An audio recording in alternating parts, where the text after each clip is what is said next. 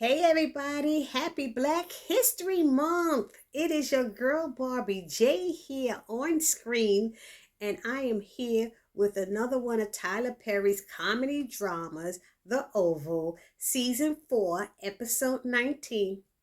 It's no secret. That's right, it's no secret. And I thought I'd say hi to y'all this year and see it's no secret. I still got my pretty smile. Jeez.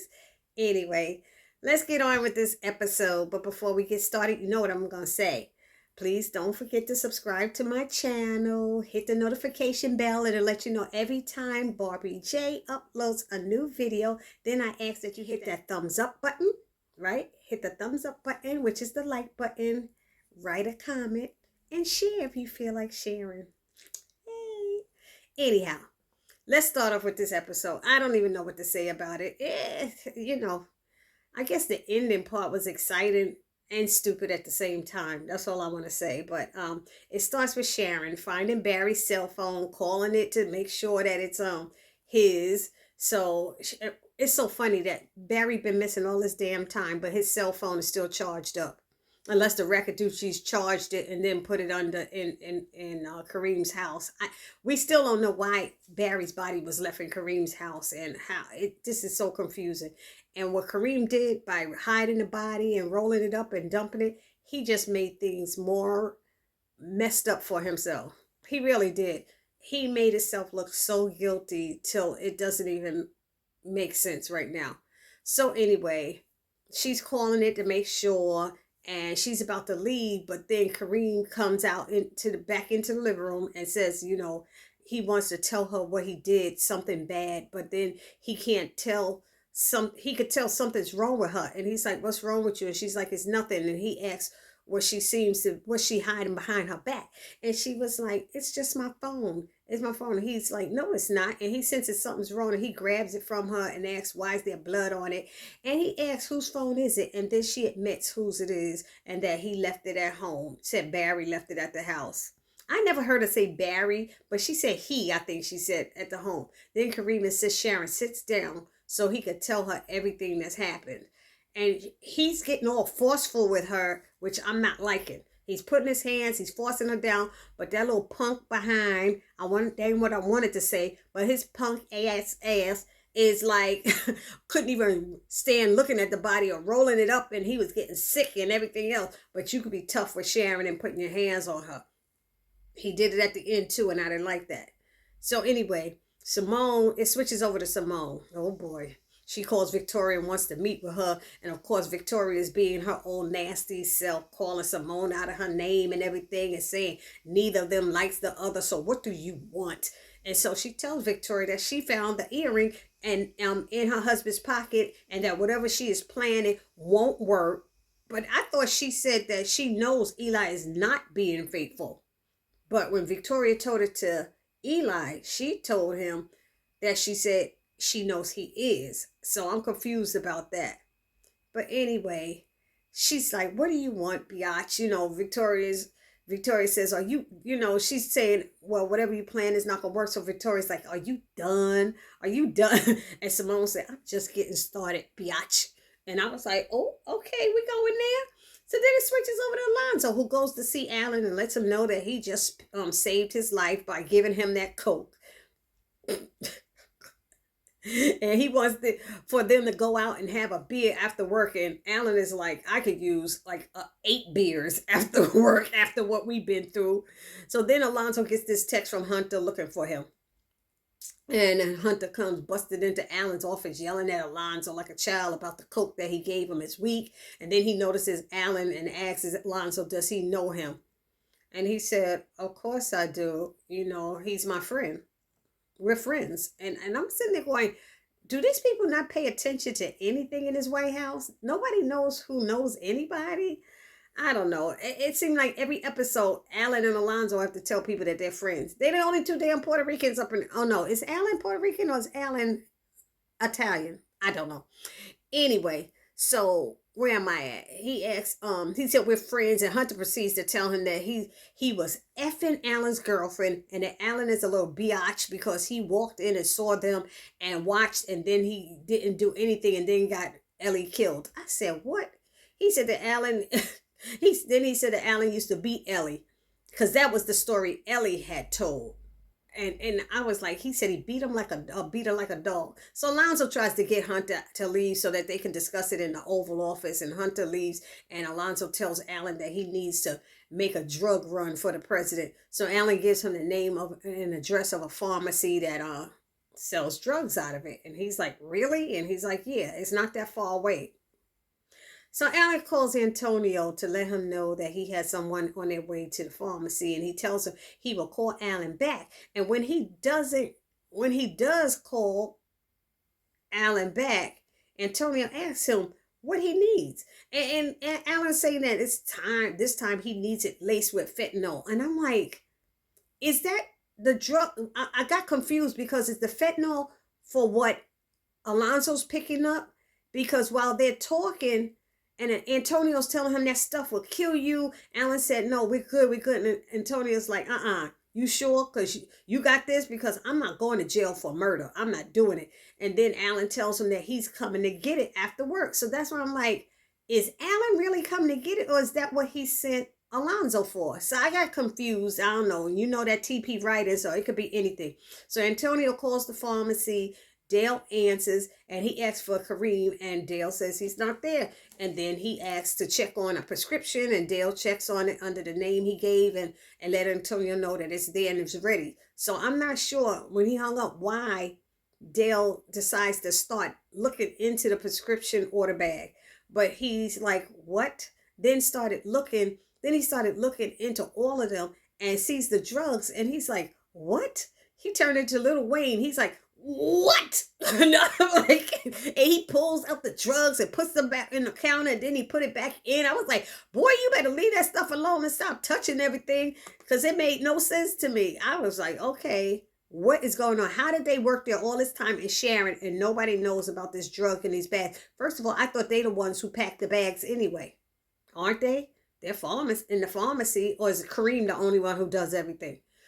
Anyway, Antonio Sam takes Jason. It switches over to Sam, and he takes Jason back to the where's that little shack or something or whatever. And Jason is pissed. He said, I told you I didn't want to go here. I want to go to a hotel. And Sam let him know that this is all they got, and that they are trying to help him. Jesus, why can't he get it in his head? And David comes out of the room wet, telling Jason, oh, I owe you an ass whooping. And Sam asks David, what happened and why are you wet? And then he threw, David trying to be tough, and Sam just was like, he threw a couple of jabs at him about Jason already took you out once. You sure you can handle him? He only $1.15. I said, oh, snap. And David's like, go to hell. And Sam leaves with a smirk on his face.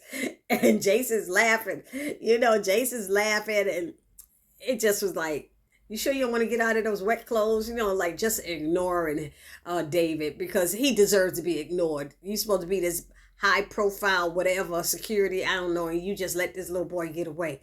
Then we got Victoria. She calls Eli and lets him know that Simone called her and says she found the earring she lost. I guess it fell in your pocket. And I have no idea how that happened, she said, smirking. She's pathetic. And then tells him that Simone wants to meet with her for lunch. And Eli doesn't think it's a good idea. And he says he will talk her out of it. And Victoria says she didn't think it was a good idea either. Then Eli had the nerve to add that Simone is no match for you. And Victoria said, I know. And I said, Eli don't know his wife. You don't know when a sister is mad and you messing with her man, anything could happen to you. Anyway, Eli tells her that he'll call her later. And she sort of rolls her eyes up in her head like, she's like, please don't bother me. Like she don't want to be bothered by him. Then next we have Richard. He's at the damn hospital, and he calls Priscilla to update her on Nancy. And he asks her to come to the hospital and sit with Nancy because he needs to get back to the White House. She says she can stay until 7 because she has a date. And Rich is like, oh man, come on. He's like, okay, fine. And she's like, what? And he says, you know what? We'll talk about it later at my house. Then he goes back into Nancy's hospital room, and the doctor lets him know that she has a large amount of psychoactive drugs in her system. I was like, what? I'm going to have to Google that. And he said they're hypnotic and sedatives or something like that. So Richard asked, will she be okay? And the doctor says she should be, and that the confusion will take a few days to go away. And the doctor thinks she's in danger. And Richard stops him and said, let's not go there. He lets him know that this isn't Nancy. He said, then how'd she get like that? And he said, it's a long story. He just said, can we just go home? And so the doctor allows him to take her home. And when the doctor leaves, Nancy tells him that she feels like she tells Richard, I'm sorry, she feels like she lost, what did she say? She feels like she lost both her arms or something. And then she says that Barry is dead. And Richard tries to stop her from saying it, saying, no. And Nancy insists that he is dead and that they will find him soon. And she hopes that the good Lord will help them to make it through. And she says, I got to get out of here. I got to get out here because I need to go home and pray. I ain't heard her talk about praying and I don't know when. The last time. Anyway, if any of y'all heard her mention it lately, let me know that down in the comment section because I ain't heard Nancy pray in months. Anyway, Kyle goes to Donald's office. He's pissed that he has that this has happened with David getting away. Donald asks where's Sam at. Maybe he can answer these questions since Kyle can't. And Kyle lets him know that Sam just signed in. So Donald is like, get his little ass in my office right now. And Alan walks into his office and Donald tells him, get out, like he's a dog. Go. And so Alan went back into his office. So when that's how it seemed like to me. I'm sorry, I might be wrong. So when Sam comes into the office and Donald tells him that is really getting under his freaking skin and says that first you locked Kyle in the VP's bunker. And he said, sir, I thought he was a threat. Kyle's like, that's BS. So Donald, I said, how come is that BS, Kyle? But when you thought that Max was a threat and you would do anything for the White House and that's why you shot him, you didn't have a problem then, did you? Now, did you? I can't hear you, Kyle. Did you have a problem then? Anyways, so Donald wants Sam to sit, even though Sam preferred to stand. Sam tells him that he received info from the FBI. He gave the person's name and told him they could call and confirm. And he was told to keep it confidential. And Donald was like, and you didn't tell anyone? That's what confidential is, Donald. That's just to let you know. Anyway, and he's like, then Sam asks, why would he do that? And Donald is like, that's what I'd like to know. Didn't you ask? And Sam is like, no, I didn't. Because we do favors for each other all the time. So Sam is like, is that all, sir? And Donald says yes. And then tells him that if he finds out that Sam is lying, that his ass, he gonna have that ass or something like that. And Sam leaves. So then Kyle doesn't believe Sam. However, Donald does. And he then tells Kyle to find Jason, because he's saying there might be some legitimacy to this and that guy who got away, Anyway, so Donald tells him to go find Jason. And Donald says he needs to tell the first lady. And he asked Kyle if he was going to come with him to deal with this first lady. And Kyle said, oh, no, sir. No, thank you.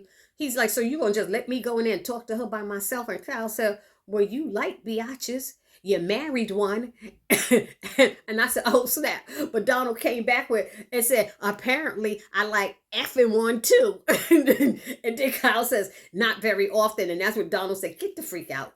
Get the hell out of my office, Then we see Max and Bobby standing outside of the VP's office, and Priscilla comes by to say goodnight to Max, and I'll see you later to Bobby while she's pulling on his stuff. And at this moment, Sam walks up, and Priscilla walks away saying goodnight to Sam, and Sam asks Bobby, what's that all about? And Max positions himself in between both of them, and Sam called him a biatch for disrespecting him, and Max said, this is not the place for this, Sam. And Sam said, it's never the place for pushing up on my wife. And he said, let me catch you with her, Bobby. And Bobby said, well, I'll just be careful. I said, you see this? Hey, what you doing to these people? Got them messing up around in the White House together. This is just so messy. It's so messy. And I'm sorry, Bobby, you have lost all kind of respect from me. I just want you to know. You used to be my man, you dark chocolate fine ass, but I don't care. You're done now. Anyway, Max tells Sam to walk away. You know, he's like, oh, no, that's not what happened. He said he'll be careful not to get caught. Then added that he already beat Sam's ass before. I'll beat it once. And Max tells Sam to walk away. And Bobby's saying, I'll catch you later, Sam. And Max tells him, shut up. And then got on Bobby's case to let him know that Priscilla is playing him. And he said, I know that. And he said that all she did, all of that, so Sam could hear it. And Bobby said, I know. You think I'm stupid? Then he said, why are you doing that? And all Bobby could say, did you see that ass? And Max is like, well, I hope that ass can call an ambulance, Bobby. And Bobby said, Sam not stupid. And Bobby is like, let him come at me. Just let him come at me. And Max tells him he's just mad at Lily and Donald and he need to let it go. And Bobby gets mad and walks away. You know, Bobby, you being stupid. You're going to mess up all of this for some booty? You're crazy. You're not thinking. So Donald goes to see Victoria and gives her the news about David getting away and thinking that the FBI had something to do with it. He wants to leave and go home. And Victoria told him that he had to stay because they need to find Jason and that Hunt is of no hope. He's over there getting coked up and everything. And he said, we got it covered. Like, she's like, how are you so calm? He said, we got it covered. And she's so upset with him that she tells him to get the hell out of her face. She was picking. Everybody was kicking everybody out of their face or out of their office. It was ridiculous today. Then we see Kareem on the couch and he still hasn't told Sharon what the freak is going on. She's saying they've been sitting there for hours and you haven't said a damn thing to me yet. And then her phone rings and she tries to answer it. Kareem won't let her answer it. And she's saying, it's probably Dale. And he's like, no, you can't answer. And he moves her handbag out of reach. I said, this weak behind tough guy he trying to be when it's against a woman. Anyways, she asked him if he hurt Barry, and he said no. Then why do you have his phone? She asked. And he tells her that he came home and that Barry was in his bed dead. And Sharon's like, oh, no. And she gets up and tries to run out and leave. And Kareem has grabbed her and made her fall on the floor. And he's pulling her back and they tussling and she's breaking loose. She's kicking him. They going back and forth and dragging and pulling and all of this stuff going on. And he made her fall and she's screaming for him to get off me.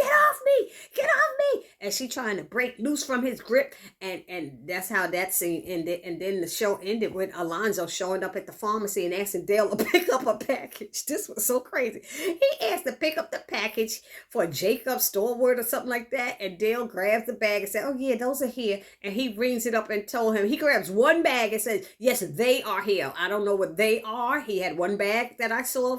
And he told Alonzo that it will be $6,342. I said, damn, what kind of drugs is that?